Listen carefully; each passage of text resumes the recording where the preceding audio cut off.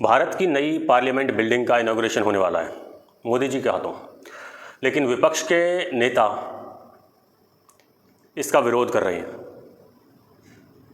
चलिए समझने की कोशिश करते हैं कि आखिर ये विरोध कर क्यों रहे हैं, इनको क्यों इतनी परेशानी हो रही है, इनके पेट में इतना दर्द क्यों हो रहा है। कोविड-19 के दौरान इन लोगों ने इस प्रोजेक्ट को दबाने की, डिले करने की बहुत कोशिश की थी। अगर आपको याद हो तो ये लोग चाहते थे कि इधर कोरोना आया हुआ है, क्यों ये इसमें पैसा लगा रहे हैं, क्यों इतना पैसा खर्च कर रहे हैं। जबकि मोदी ने पैसे की तरफ से कभी भी देश को परेशान नहीं होने दिया कोविड में भी। तो ये लोग चाहते थे कि ये प्रोजेक्ट ये डिले हो जाए। लेकिन क्यों? इसके पीछे कई रीज़न है।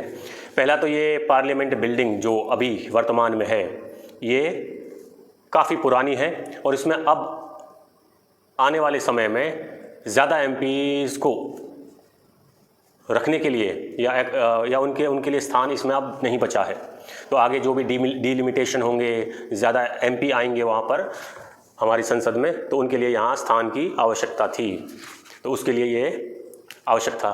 दूसरा, अभी भी हम गुलामी की प्रतीक अंग्रेज़ों की बनाई हुई संसद का प्रयोग अपने कानून बनाने के लिए, देश को चलाने के लिए कर रहे हैं। और आज़ादी के 75 साल में हम अपने लिए एक संसद भवन नहीं बनवा पाए, तो हमने क्या तरक्की की है। हाँ, कितने रोड बना लिए हो, कुछ भी बना लिए, लेकिन जहाँ आप कानून बनाते हैं वो भी आज अंग्रेज़ों की बनाई हुई है। तो इसीलिए भी ये गुलामी की प्रतीक है, इसको हमें साइड करना है। और ये कोई मामूली चीज़ नहीं है। जब भी कोई भारत का पार्लियामेंटेरियन या कोई भी सांसद या कोई मंत्री, कोई प्रधानमंत्री कोई भाषण देता है और उसका ग्लोबल इम्पैक्ट है, तो यही वीडियो बाहर चलाई जाती हैं दूसरे देशों में। और जब वहाँ पर एक तस्वीर जाती है भारत की कि भारत कैसा है, पुराना, अस्त व्यस्त, पुराना इंफ्रास्ट्रक्चर, कुछ नयापन नहीं। मोदी जी ने इस सबको बदलने की सोच ली। वो पूरे देश को ट्रांसफॉर्म कर रहे हैं, तो फिर अपने लोकतंत्र के मंदिर को कैसे नहीं ट्रांसफॉर्म कर सकते वो। उन्होंने इसके लिए बजट भी एलोकेट किया और इसको इतने अच्छे असरदार तरीके से डेवलप कराया है कि जो देखने को बनता है। जब भारत के बारे में लोग सोचेंगे, भारत के बारे में जब सोचेंगे, तो ये बिल्डिंग, यहाँ का इंफ्रास्ट्रक्चर, यहाँ की लग्जरियस इंफ्रास्ट्रक्चर हमारा प्रतिनिधित्व करता है कि यहाँ के लोग अमीर हैं, यहाँ के लोग, यहाँ एकदम इंफ्रास्ट्रक्चर एकदम ए क्लास का है। तो ये हमारी image all over the world अब इस बिल्डिंग से बाहर देखी जाएगी। आप ही सोचिए, आप कैसा देखना चाहते हैं। अगर आपके बारे में कोई बात करे तो आप गंदे, पुराने, बेढंगे देखना चाहते हैं, एकदम first class, up to date, एकदम असरदार, जो लोग आपके बारे में अच्छा सोचें। तो ये एक रीज़न ये भी है। अब आते हैं कि ये जो अपोजिशन में जो कांग्रेस है या दूसरे राजनीतिक दल, ये क्यों इसका विरोध कर रहे हैं, इनका क्या फ़ायदा भाई। क्योंकि आज 2023 में G20 की मीटिंग भारत में चल रही है और मोदी जी अपने टूरिज़्म का प्रसार करने के लिए उनको भारत के अलग अलग कोनों में उनकी मीटिंग करा रहे हैं। जैसे अभी कश्मीर में कराई, तो वहाँ उन लोगों को डल झील में ले गए, उनको नौका विहार करवाया और ये दिखाने की कोशिश करी है पूरे वर्ल्ड को कि कश्मीर में कोई किसी का विरोध नहीं कर रहा है, यहाँ सब शांति है। जैसा पाकिस्तान में बताता, हाय मर गए, वहाँ मार रहे हैं, काट रहे हैं लोगों को, गोलियों से भून रहे हैं, वहाँ आतंकवाद है, लोग खुश नहीं हैं, वो सब कुछ इससे हवा निकाल दी पाकिस्तान के उस नैरेटिव की मोदी जी ने। दूसरा, अब यहाँ ज़्यादा टूरिज़्म बढ़ेगा, टूरिस्ट बाहर से आएंगे, अरे वहाँ तो इतनी अच्छी सीनरी है, इतना अच्छा है, वहाँ हमें भी जाना चाहिए।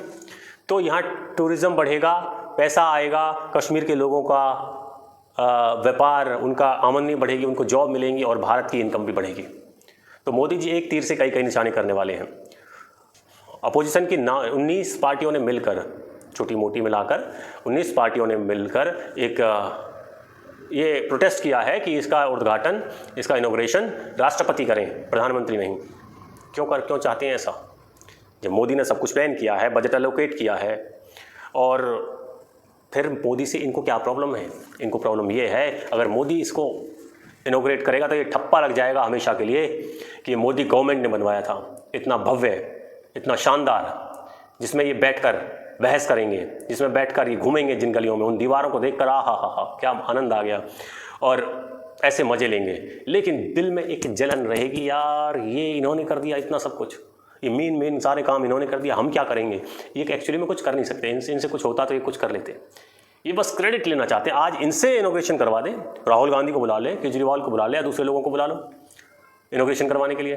हाँ, जिसने पैसा एलोकेट किया है, बजट को मेंटेन किया है और इसको इतने अच्छे तरीके से, भव्य तरीके से प्लान करके एग्जीक्यूट किया है, वो क्रेडिट ना ले ले।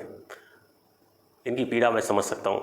जब ये बैठ कर वहाँ बहस कर रहे होंगे और जब कहेंगे ना कहाँ है डेवलपमेंट, कहाँ है विकास, तो इनको चारों तरफ विकास ही विकास दिखेगा। इनको दिखेगा भारत की नई तस्वीर कैसी है। ये इतने बेशर्म होते हैं जो छोटी राजनीति करते हैं।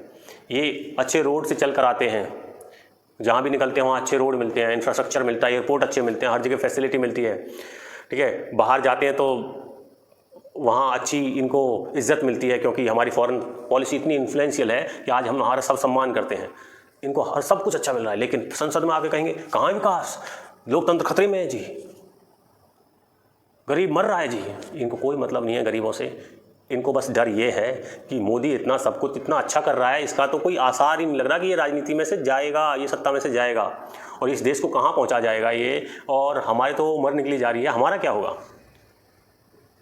इनको डर है कि ये ईमानदार आदमी इतना निस्वार्थ भाव से इतना काम कर रहा है और हम स्वार्थी हैं, हमारी तो इनकम ही ख़त्म हो गई है, हमारा तो कुछ चलता ही नहीं है, सरकारें चली गई हैं, कोई पूछता नहीं है, और इसको सब पूछ रहे हैं। इसकी सब वाहवाही हो रही है चारों तरफ। वहाँ बाइडेन आके हाथ मिलाता है, उठ कर आता है, वहाँ जो पपुआ का जो वो प्रधानमंत्री वो पैर छूता है, ऑस्ट्रेलिया का प्रधानमंत्री मोदी के साथ साथ घूमता है, कहता है वाह मोदी इज़ द बॉस।